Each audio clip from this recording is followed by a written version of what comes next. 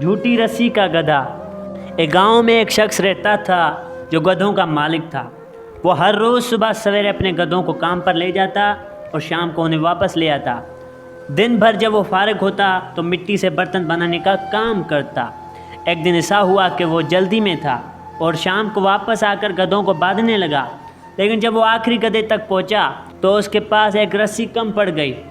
اس نے سوچا چلو اس گدھے کو آزاد چھوڑ دیتا ہوں، صبح دوبارہ باندھ دوں گا۔ مگر جیسے ہی گدھا آزاد ہوا وہ آس پاس کے کھیتوں میں گیا اور فصلیں خراب کرنے لگا۔ اسی وقت وہاں سے ایک دانا آدمی گزرا۔ اس نے مالک کو پریشان دیکھا تو پوچھا کیا ہوا؟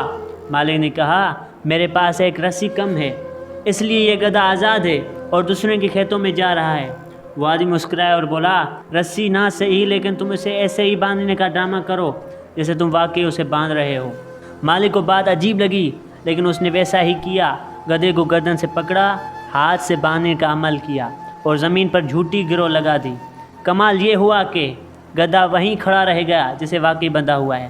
اگلی صبح مالک آیا اور سب گدھوں کو لے کر چلنے لگا، مگر وہ گدھا وہیں ٹھہر گیا۔ مالک نے اسے بہت کھینچا، بہت مارا، مگر وہ اپنی جگہ سے ہلا تک نہیں۔ تبھی اسے یاد آیا میں نے تو اسے جھوٹ میں باندھا تھا، تو کھولنا بھی جھوٹ میں ہی ہوگا۔ اس نے گدھے کے پاس جا کر ویسے ہی جھوٹی گرو کھولی جیسے حقیقت میں کھول رہا ہے۔